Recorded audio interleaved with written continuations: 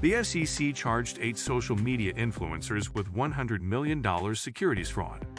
Texas federal criminal charges accuse influencers of manipulating stocks using Twitter and Discord. 7 of the accused had gained hundreds of thousands of followers on social media by posing as successful traders. The SEC complaint also revealed that these influencers had pictures of luxury cars on their social media accounts, which may have attracted followers and given a false sense of credibility. As a reminder, influencers who own McLarens may be frauds, so be wary of their investment advice. The SEC claims that Zach Morris is Edward, not Zach. Despite his lavish vehicle purchase and his Twitter verification, it does not guarantee his credibility. They used pseudonyms on social media and had different real names. If someone owns a Lamborghini and has a large following, be wary of their investment advice. The SEC also alleges that these 7 defendants bought stocks and encouraged their followers to buy them by posting price targets or indicating they were buying, holding, or adding to their stock positions. The complaint also alleges that influencers sold their shares when the promoted securities share prices rose, betraying the trust of their followers. Daniel Knight's involvement caught attention since he co-hosted a popular stock trading podcast that promoted the other defendants as expert traders and allowed them to deceptively promote the stocks they intended to dump.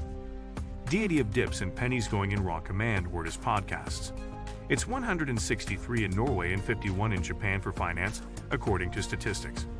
The reviews mostly say they're frauds and going to jail. It's not a financial podcast, but a pump and dump scheme.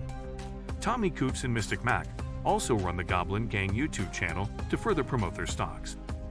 Their video, "I sold my McLaren for a smart car." This proves that McLarens depreciate and aren't worth buying. The thumbnail's person always has their mouth open, which is a red flag. Some may follow this person's financial advice, but they should be ashamed. A good pump and dump scheme shows off a fancy car like a McLaren outside the garage and includes messages that go into evidence. PJ Matlock tweeted, "I'll never tire of funding my followers' accounts. Let's get rich." He endorses pumping money but not dumping. Another person nicknamed Deal said, "I buy stocks with good charts and good news. That's my usual way." No need to join their Discord or podcast, since this statement reveals their entire system. These stock pitches aren't convincing. However, a picture of a man with his mouth open next to a wrapped McLaren may tempt some to give up their savings. SEC complaints note that the defendants disclaimed stock recommendations and financial advice on their Twitter accounts, but still expected followers to act on their tweets. He says people will act on his tweets, but only a small group. The SEC can also read their private messages about pumping and dumping stocks and disrespecting their followers. The SEC complaint alleges that bad grammar and images of wrapped cars generated $100 million in fraudulent profits. It reveals these alleged fraudsters' true motivation and warns investors to avoid unsolicited online advice. Law enforcement is noticing social media scammers who offer quick money. The SEC warns that scammers may spread false information anonymously, create fake profiles, or impersonate legitimate sources. They may pay actors, social media influencers, and celebrities to promote an investment on social media like at TX. They advise against buying online courses on how to get rich, stocks, cryptocurrencies, or passive income schemes because they rarely work. The fraudulent live streaming day traders say they're trading with a 5-minute time lag. Then they buy a thinly traded stock right before it goes up, because all of their followers are buying it.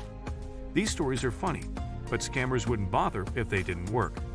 As ridiculous as it seems, these 8 guys stole $100 million and ruined many lives. The SEC is investigating many influencers who claim not to give financial advice but charge for investing or passive income courses and give their students unlicensed financial advice. Many of these people lack finance experience and knowledge. Even the best advice can harm their audience. As this recent news shows, some are pump and dump schemes designed to defraud people. Thanks for watching.